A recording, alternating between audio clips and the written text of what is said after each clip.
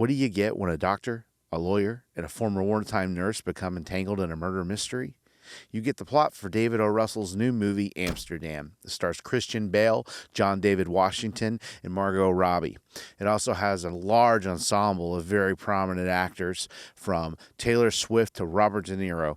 If you're familiar with David O. Russell's work, which includes things like Silver Linings Playbook, American Hustle, and The Fighter, those were all very solid films, and I enjoyed them immensely. I think that this movie is a good movie, and I did enjoy it.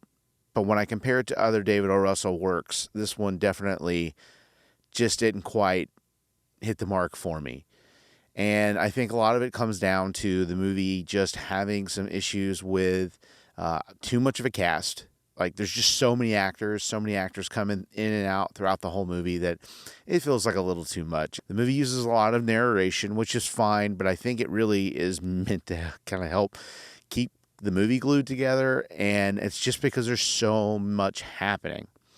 I mean, the movie's always moving. I wouldn't say it really ever plods along or slows down, but it's a 2 hour and 14-minute runtime. It's not the draggiest film I've ever watched by any stretch, but it is a little slow. And I think a lot of it comes down to it being very dialogue heavy, which is fine. But in the context of what I'm talking about right now, it's just a very dialogue heavy film. And I really think that it may have additionally slowed the film, makes the film feel a little slower. One thing I noticed that I don't think a lot of people are probably going to discuss, but the movie really has great CGI. You're not going to notice the CGI most of the time. I mean, there might have been a couple little spots of noticeable CGI, but in general, you won't notice it because most of it's like replacing backgrounds and stuff. But the only reason I want to call attention to it, and I'm not saying that other movies have not achieved this, but we don't discuss it enough, so I want to bring it up here. The only reason I mention it is that it's so seamless that the movie's set almost entirely in 1933.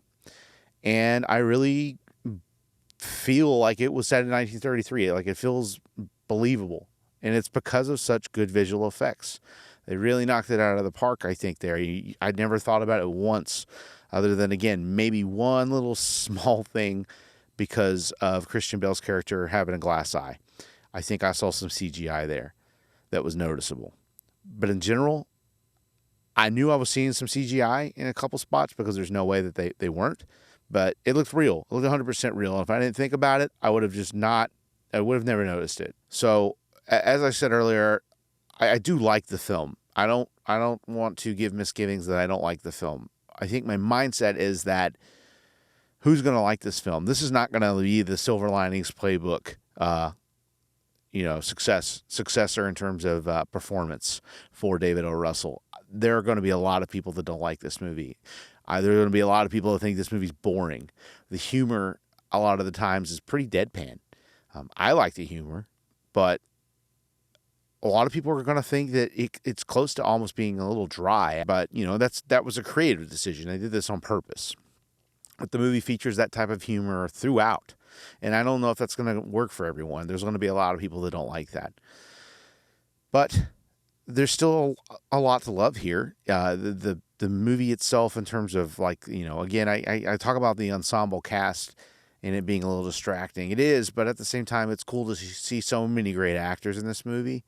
And it seems like everyone's really trying their best. And I think Christian Bale, once again, it really is the standout in the movie. But there are tons of great performances in this movie. Again, there's so many actors in this movie. I couldn't list them all right here. I will have a list of them all down below in the description, though, if you want to check that out. So I really like that. It's fun. It's cool. Everybody wanted to be in the David O. Russell movie, and that's great.